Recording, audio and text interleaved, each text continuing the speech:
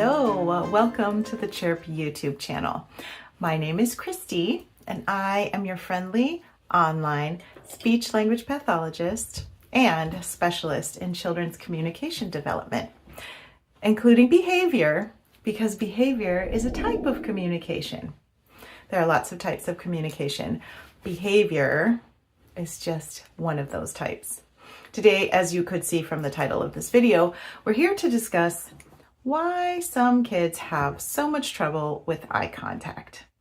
Eye contact is one of those things that can really bother family members. Why won't your kid look me in the eyes?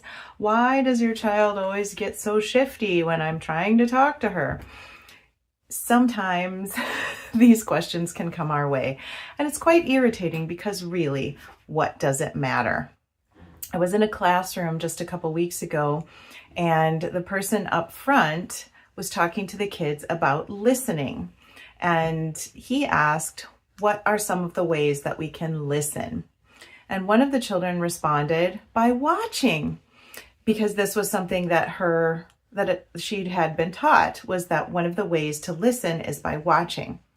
And while this is true, do not assume that the reverse is true, that you can only be considered to be listening if you are also watching. There are many reasons why eye contact or directly watching someone who is communicating to you or you're communicating to that person, why that might not work out so well for certain people, especially people who have an autism spectrum disorder. The main area I want to talk about in this video is the sensory processing area. And I'm going to talk about this because I suspect, and the research suggests, that the main reason why people with autism have more difficulty maintaining eye contact the way neurotypical people do is because their sensory system is different. How many times have I talked about the sensory system on this channel? You have probably experienced some of those videos as well. I do have a whole video on the 9 sensory modalities. Visual is one of those modalities. However, in this video, it's not really that we're talking about the visual sense in the same way, where children might crave more of that particular stimulus. Instead, we're talking about the processing that needs to happen and how that might differ in people with autism. For example, there are studies that suggest that it's more difficult for a person with autism to be able to process language through the ears and visual stimuli through the eyes at the same time. Sometimes that is too much. The person with autism recognizes this fact and so chooses to look away from the visual stimulation in order to process the auditory stimulation. This is a very smart coping strategy. And you can see how harmful it might be if you force a child to look at you and listen to you at the same time, if this was a coping strategy that worked for that child. The child knows, I can't watch her and listen to her at the same time, so I'm just going to listen. That's very reasonable. Yet another reason not to force children to look at you in the eyes at any point. And in fact, there is some evidence, and I will put studies and websites down below. I just crashed my hand into the desk. I will put studies and websites below so that you can read some of this information for yourself, should you wish to. But there's some evidence that children or people with autism find eye contact to be threatening. They may have a more ramped up threat perception system in their bodies, and direct eye contact can be perceived as a threat, in which case it's better not to look and not to be forced to look. We do see on brain scans some oversensitivity to eye contact in people who have autism. It appears to be centered mostly in the amygdala, which is a very ancient structure that deals with threats. So it makes sense that people might find eye contact threatening. Can you pay attention to someone if you are afraid and feeling threatened? Even if you know on a conscious level that you shouldn't feel threatened, your body does its own thing. And sometimes you know that your body is scared, even if logically you think maybe you shouldn't be. We can't always control that. And we shouldn't be forcing children to act against their body's instincts.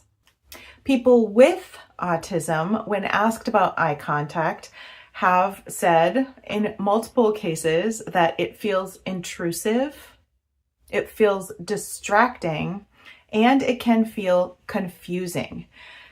If, as part of the diagnosis, and this is part of the diagnosis, processing other people's emotions is difficult for you, then imagine how difficult it would be for you to process my face and to try to figure out how many times is she blinking? Is that too many? Is that not enough? What is her mouth doing? What are her crinkles around her eyes doing? Is that happy? Is that sarcasm? I don't know. And it's very difficult to a face is a complex thing. And people who are on the autism spectrum apparently process faces very differently.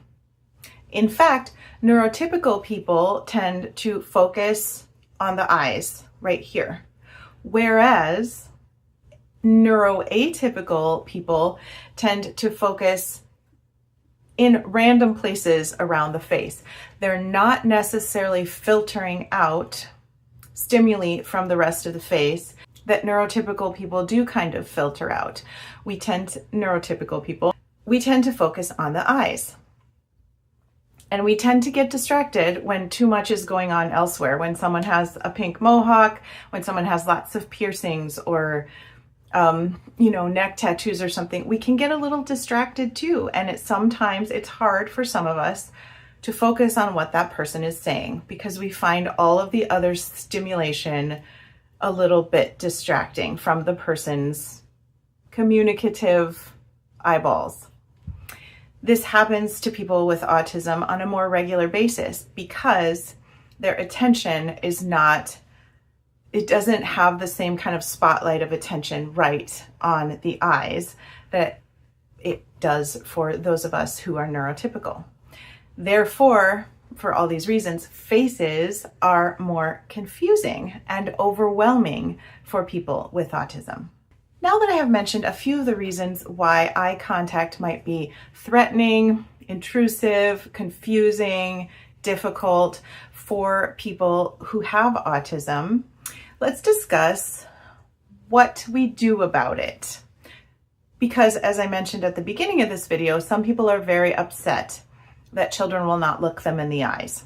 First of all, I think it's very important that if someone in your child's or your student's sphere says, look at my eyes, and makes that a requirement, that you step in. It should never be a requirement that a child do something that is extremely uncomfortable or frightening for that child. We coach kids through things that are scary, but we don't force them to do things that are scary.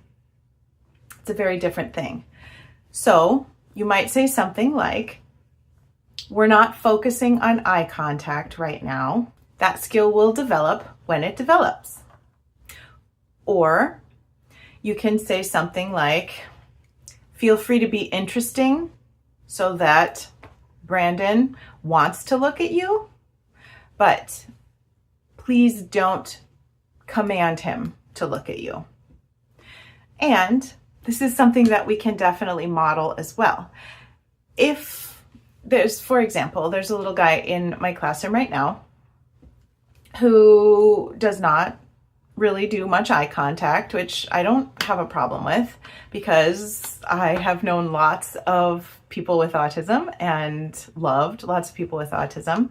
And I don't care if they're looking directly at me, because if I'm effective as a communication partner, if I'm effective as a caring and loving adult, I'm attending to the child's responses.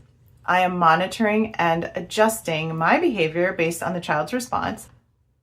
And I can tell if the child is paying attention. I can tell if I'm overwhelming, if the child is feeling nervous, if I need to back off, talk less, or if I need to be more exciting and turn it up. And as my relationship with this little boy has advanced, at the beginning, he would not look at me at all. He would play with his Legos, or he would be drawing his pictures, and I would be sitting next to him, and sometimes I would say something. I would usually imitate what he was doing because this is a good way to bond. I show interest in what he's interested in, and we do the same thing side by side. We are involved in parallel play. He colors, I color. He plays Legos, I play Legos. It's very effective for building rapport with a child, especially one who's not very interactive. And every once in a while I would say something, oh, I need a purple crayon, and then I would find a purple crayon, or, that looks like a lion to me. Is that a lion? And maybe he would respond and maybe he wouldn't. But over time, as he became more comfortable with me, he would start looking at me out of the corner of his eye, which I thought was a win. And if I caught him looking at me, I might go and give him a little smile or a wink. And then one time he winked back. And then every once in a while, he would turn his whole head and he would look at me. And I did not always look back directly into his eyes because I know this can be very threatening. But I might wiggle my fingers, or I might do a little dance, a sitting down dance. Or once again, I might wink, or I might wiggle my eyebrows, or just something to show him that we were having a back and forth conversation that was nonverbal. As a child feels safe in a relationship with you, as a child feels interested in you as a person because of your interest in him or her, that is when that child is going to start investigating you with eyes by looking at you.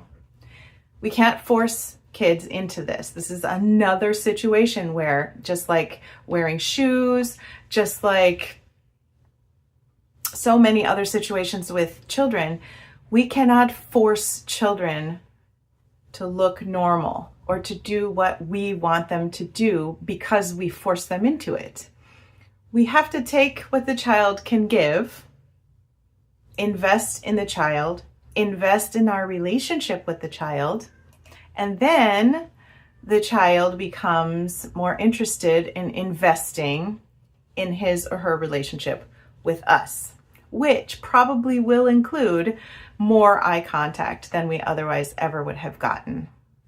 If your child or your student or your client is enrolled in one of those programs where they measure, okay, look at my eyes, and they write down how many times out of 10 did the child actually follow through, get your child out of that program. That's a manipulative approach that is not going to benefit your child in the long run. It's coercive. It can be very painful for children, and it can feel so aversive that children can shut down. They can decide that human beings are too terrible. And if they force me to, okay, to protect myself, I will, or to earn my dinner or whatever, but I'm not going to take risks with human beings. In order to convince children that it's worth venturing into the world of other people, We have to be trustworthy. We have to be worthy of the child's interest rather than simply being an adult in the picture who forces them to do unpleasant things. That's what I have to say about eye contact today. I hope it was helpful. It's another one of those issues where we have to love and woo children into interaction rather than trying to force them to do something that is hard for them. The more fun we are, the more patient and kind and interesting we are to the child, the more the child is going to want to look at us and is going to invest in the relationship with us by doing things that are a little bit threatening to that particular child. Thanks for watching, and I look forward to seeing you in the next video. Bye!